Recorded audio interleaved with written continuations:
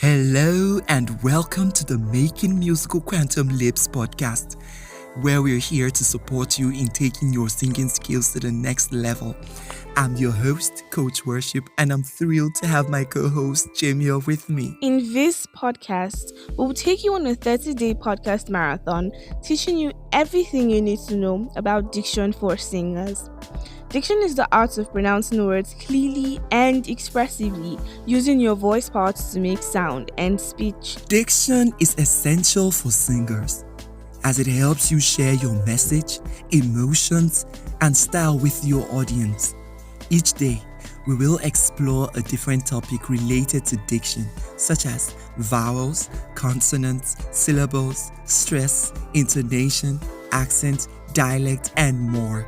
We will also give you practical tips and exercises to improve your diction and singing performance.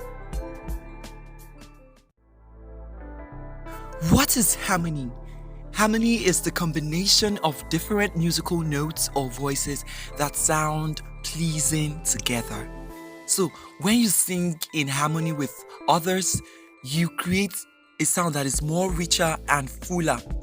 And doing this, you all can testify, it will increase the beauty, the emotions, the complexity of the song.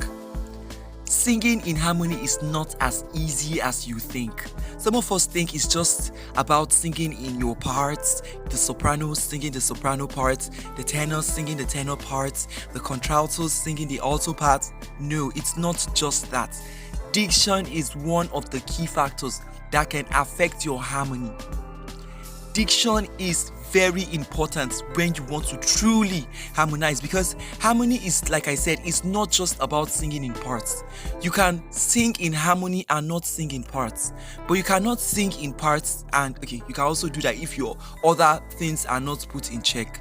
Other things putting in check, I mean things like the dynamics. Remember, dynamics is the what? Loudness and intensity of your sound. So the loudness and intensity of your sound must be the same. The tempo that you're singing with must be the same. The notes you're singing with must correspond. That's where singing in parts come in. The notes you're singing in must correspond, and finally your diction must correspond. Now let me tell you the parts of your diction that must correspond after this song. Today's a new day, but there is no sunshine. Nothing but clouds, and it's dark in my heart, and it feels like a cold night. Today's a new day, but tell me all of my blue skies. Sing. There is a love and a joy that you promised, the time is alright. I almost gave up, but a power that I can't explain fell from heaven like a shower now. Right now, I smile, even though it hurts me, I smile. I know God is working, so I smile, even though I'm here for a while. I smile. He told her to look up and kneel it down. Sure would hate to see you give up now. You look so much better when you smile.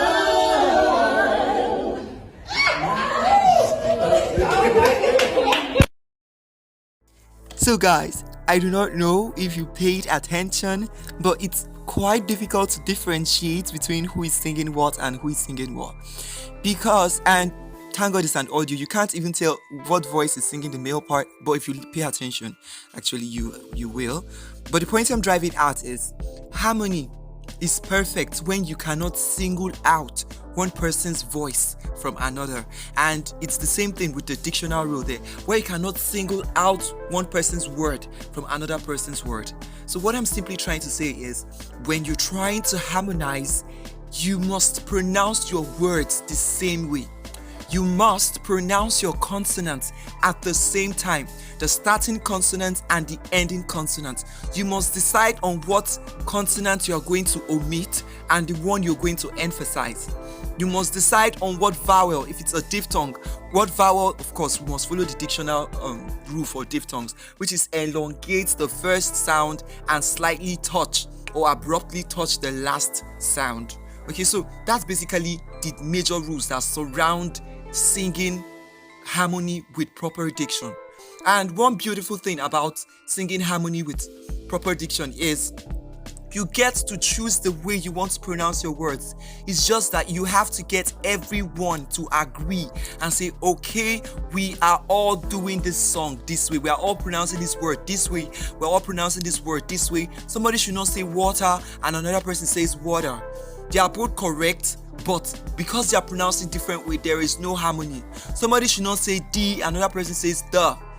They are both correct. It's just that you are not pronouncing them in harmony. Somebody should not say beautiful and another person say beautiful.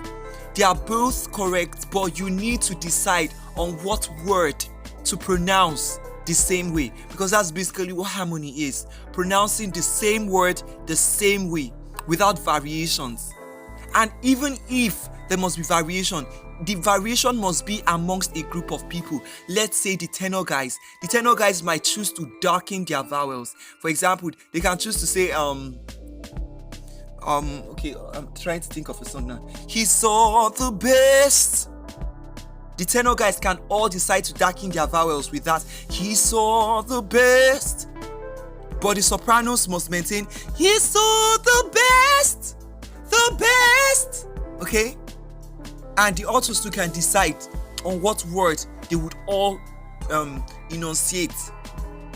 That's another way to go about it. It's either that way or everybody pronounce the same words the same way. I really hope you're following. So one of the key skills you must learn as a choir member, as a background vocalist, a BGV, is how to properly match the word your fellow BGV is singing or your fellow choir member is singing. Match the word for word. Get used to each other so much that you pronounce your words the same way. Now this will tell you the difference between Tim Godfrey's choir, Kirk Franklin's choir, and let's say Dunamis choir or Living Faith choir or Redeem choir. I mean the mass choir, not just their church choir, because their church choir could have, because since they are small, they've found a way to go about making harmony. But their mass choir, the difference between these choirs that I mentioned is one of the great differences is diction. And the reason why I'm saying is diction is this. The white people, they only have one language that they've been speaking all their life. But amidst the Dunamis choir, amidst the Redeemed Church of God choir, mass choir, notice what I'm saying, mass choir, or Living Faith Winners Chapel mass choir, there are like more than 20 to 30 languages there.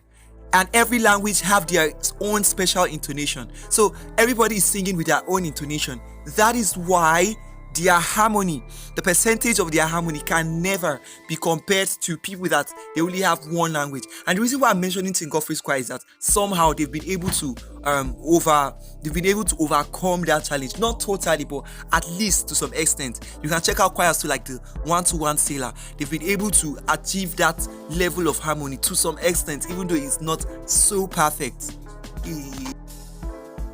Wrapping it all up, like I said earlier, you have to sing your words, pronounce them the same way, pronounce your consonants at the same time, especially the ending and the first and the ending consonants. You have to decide on how long you want to pronounce your vowels. Remember, there are long vowel sounds and there are short vowel sounds. All these things. That's to show you how much work you have to put in. Singing has to be a deliberate stuff. Don't do things just like that. I know you want to have this illusion at the back of your mind that people are just gifted, they just open their mouth and they just sing and everything just falls in place. It is not true.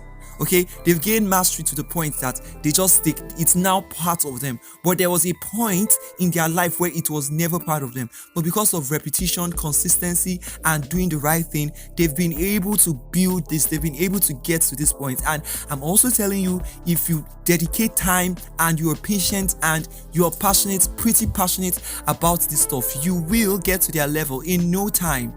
Okay, I know I'm saying you should do patience, but in no time, if you're really passionate and zealous, you will get to their level in no time. It's not just about gifting.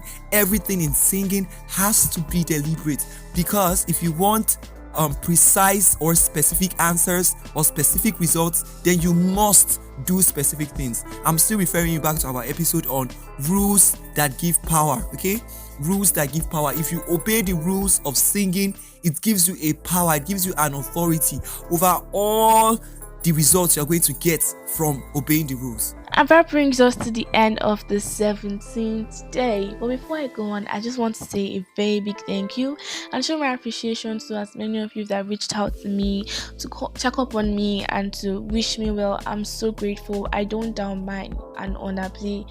No, did I just switch those two? I don't undermine and downplay the love. It was so massive.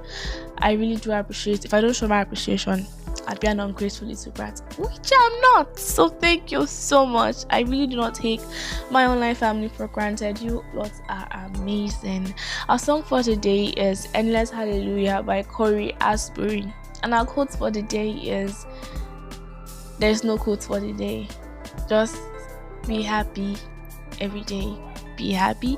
Make sure you eat too, because na person wey dey alive go dey happy. So make sure you eat, and whatever act of kindness you've received, ensure you pay it forward.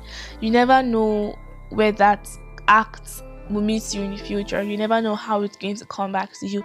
Always remember, the evil you do comes back to you, and the good you do stays with you. Okay, so whatever acts of kindness you've received, make sure you pay it forward and be kind to everybody you see. Yes, do not forget to follow us on Spotify and on every other listening platform. Make sure you like and share the link of this episode, and as many other episodes you find interesting that another person would benefit from. Ensure you share the link, or you can connect with us on Twitter. Connect with us on Twitter at the Making Musical Quantum Leaps podcast, or you can send us an email at joinintheschoolofsounds@gmail.com. Thank you so much for listening to the very end. I remain your co-host Jamie, and from Coach Worship and the MMQL family, it's